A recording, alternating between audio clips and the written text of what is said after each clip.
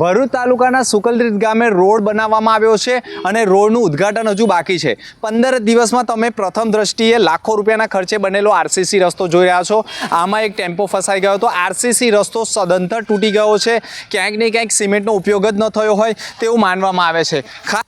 માનવામાં આવે છે કે કોન્ટ્રાક્ટરનો છાપડે ચડીને ભ્રષ્ટાચાર પુકારી રહ્યો હોય તેવું પ્રથમ દ્રષ્ટિએ દેખાઈ રહ્યું છે। જે પ્રકારે જે કામ થવું જોઈએ આમાં કોઈ પણ જાતની સિમેન્ટનો ઉપયોગ જ નથી કર્યો, જેના કારણે અહીંયા હજુ 15 દિવસ હજુ ઉદ્ઘાટનને સમય બાકી છે અને ઉદ્ઘાટન થતાં પહેલાં જ એક ટેમ્પો ચાલકે આનું ઉદ્ઘાટન કરી નાખ્યું છે અને ભ્રષ્ટાચારનું છાપડે ચોડીને જે પુકારી રહ્યો તેવું માનવામાં આવે છે।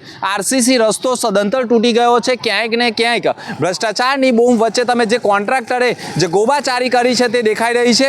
ટેમ્પાને અહીંયાથી કાઢવામાં આવ્યો છે અને તેની ઉપર પોતાનું પાપ ન છોપાય અને ઢાંકવા માટે રેતીનો ઢગલો નાખવામાં આવ્યો છે। પરંતુ જે સુકલરીત ગ્રામ પંચાયત હોય, જેણે પણ આ કામ આપેલું હોય, તેમણે ચકાસવાની જરૂર છે કે ખરેખર કોન્ટ્રાક્ટરે આમાં સિમેન્ટનો ઉપયોગ જ નથી કર્યો અને આરસીસી